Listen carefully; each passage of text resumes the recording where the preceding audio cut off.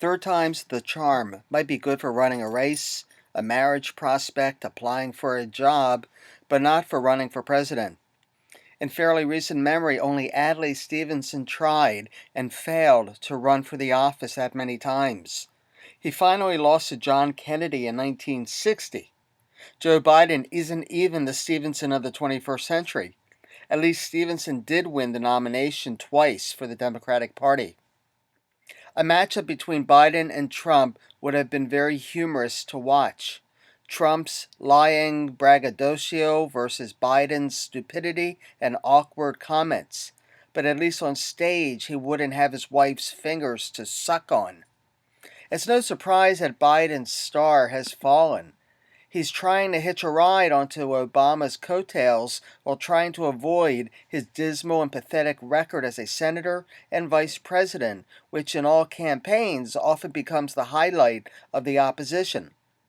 Biden's record is one of misogyny, racism, spokesperson for the banking industry, war, Ukraine, as well as his numerous and awkward unwanted actions towards women. Sounds a lot like Trump with a bit of Hillary thrown in. The only reason why he was the leading Democrat when it took him so long to decide to run was due to name recognition. Been around Washington for decades, and of course Obama's yes man for 8 years. He is going up against a number of unknown characters who have taken the limelight more for their appearance and youth, like Buttigieg, and the older generation mostly appeals to their own. Sanders is different, a year older, but far more authentic as a politician than anyone else running. He has had the same message for 40 years, that this is class warfare and the very wealthy have always been winning. This resonates enormously among the young, who have no baggage with the word socialist, and many independents, including likely Trump supporters who gravitated to Trump in 2016 because Trump ran against the moneyed interests in Washington.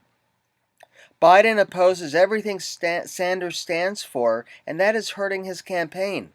Very much like Hillary Clinton, who promised as president she would never allow Medicare for all to be realized, even though back then and today it is supported by a majority of Americans, including Republicans. These political dinosaurs of the past could only succeed in destroying the Democratic Party if they were to have won or win the nomination. Trump won for that reason and would win again with a Biden nomination, as so many of the most excited and motivated voters today, Sanders supporters, will stay home in November.